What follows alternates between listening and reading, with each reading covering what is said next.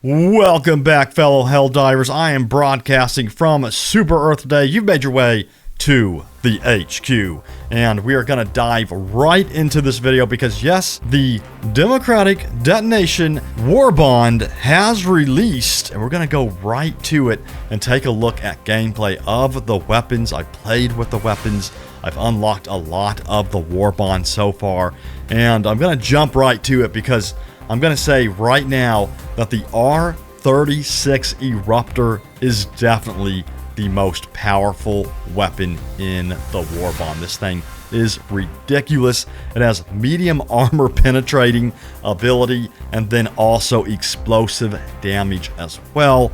And this thing is just a beast. Perhaps the most powerful weapon in the game right now. So let's jump right over to my gameplay that I recorded earlier, and you can see that this thing can one-shot heavy units, or medium units I should say, and it can do area of effect damage as well. So if you are facing off against multiple light units, you'll see here in just a second that it can do a lot of damage. And right here's a good example of that. So you're going to see me shoot one of these lighter units here, but it's going to take out a group of units around that unit as a result of that area of effect explosive damage. So again, this R36 Eruptor is definitely my favorite new weapon in this Warbond, and for good reason. Now let's go ahead and take a look at those weapon stats once more. So this weapon has damage of 380, a capacity of 5,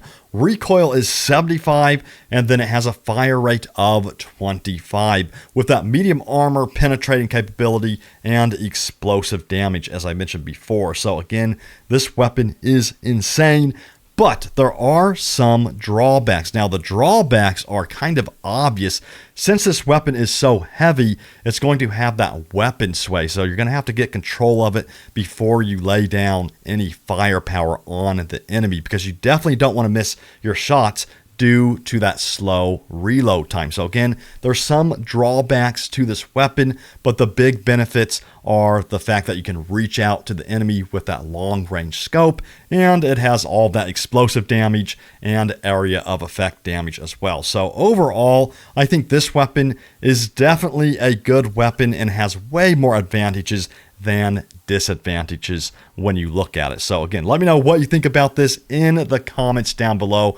But I'm predicting this is definitely going to be a Helldiver favorite for many of you once you get your hands on it. And next up, let's talk about the BR-14 Adjudicator, which is basically a marksman rifle. Now, the question is this one any good, you ask? Well, let's switch over to the footage of it and take a look. So I played with this weapon on the new Defend mission here, and I had a blast with it, but I'd have to say that I wasn't nearly as impressed with this weapon compared to the R36 Eruptor. So this BR-14 Adjudicator is just, it's not my favorite. I'm just going to be honest with you all. It has a lot of weapon sway, a lot of recoil, and it's kind of hard to control. You have to literally bend down to get some good accuracy with this weapon. And honestly, I found myself reloading this weapon more times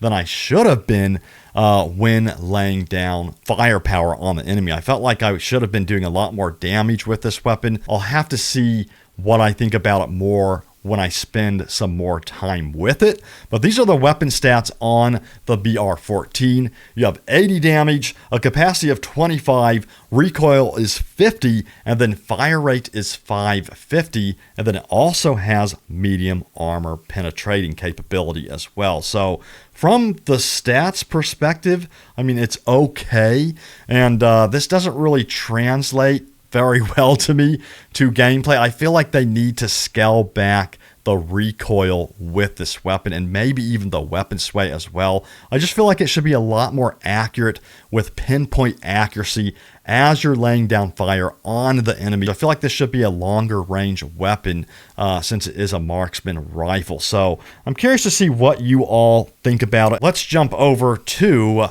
the grenade, shall we? This is the G123 Thermite grenade, and this thing is also pretty powerful. Now, I do have some mixed opinions on this grenade. I was able to capture some gameplay of this grenade. I didn't focus on it too much, but it did pretty good with medium units. It has some really cool effects, don't get me wrong, and it sounds really cool as well. And it is very useful in some cases, but I feel like you have to really throw a lot of these grenades at your enemy in order for them to be effective, and you want to really hit your enemy dead on as well, because it's kind of useless if you miss your enemy and end up hitting the ground with it. And the Warbond also has a lot of other stuff, obviously, including the armor sets as well, like this CE27 Groundbreaker armor. I'm going to go over all the stats here in just a second.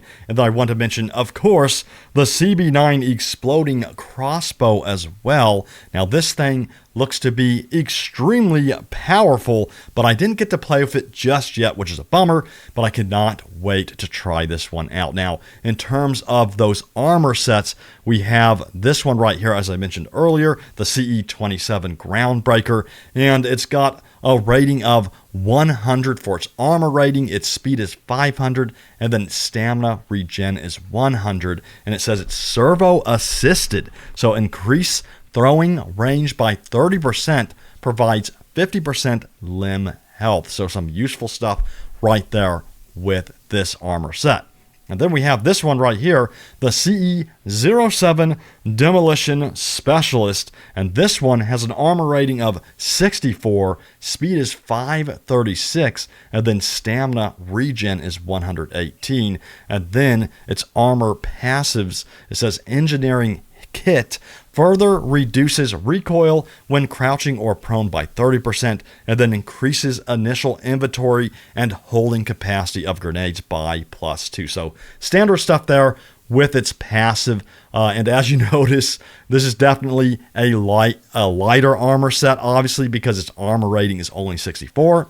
So a shield is definitely recommended with this particular armor. And then we got this beast right here, the FS55 Devastator. This thing looks ridiculous, and this is its armor rating. So it has 150 armor rating, its speed is 450, its stamina regen is 50, and then its armor passive is fortified, so it further reduces recoil when crouching or prone by 30%, and then it provides 50% resistance to explosive damage. So this one's going to be very useful if you are the type of player who doesn't really care about speed and you want a lot more protection. And I prefer that in some cases.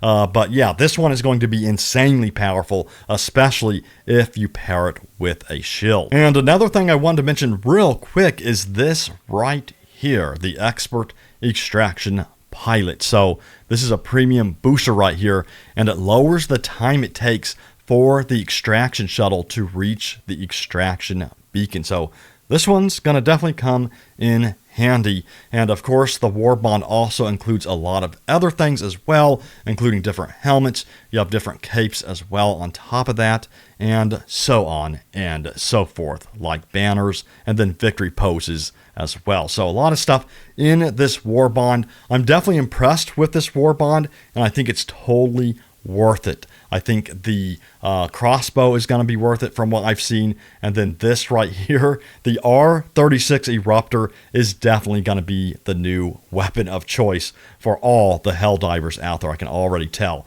So let me know again, what is your favorite part of this Warbond? Leave it in the comments down below. And this update, by the way, also includes a really nice surprise. You're getting 4 brand new ship modules in this update. So yes, you finally have a reason to use those samples you've been collecting this entire time. So there are 4 modules in total that have been added in this update, starting off with this one, which is an orbital cannons module, and it's called Atmospheric Monitoring. So it grants subscription to data stream of live weather conditions, allowing for increased accuracy in orbital targeting. And the upgrade effect says orbital HE barrage spread reduced by 15%. And effective stratagems are the orbital 380 millimeter and 120 millimeter barrages. So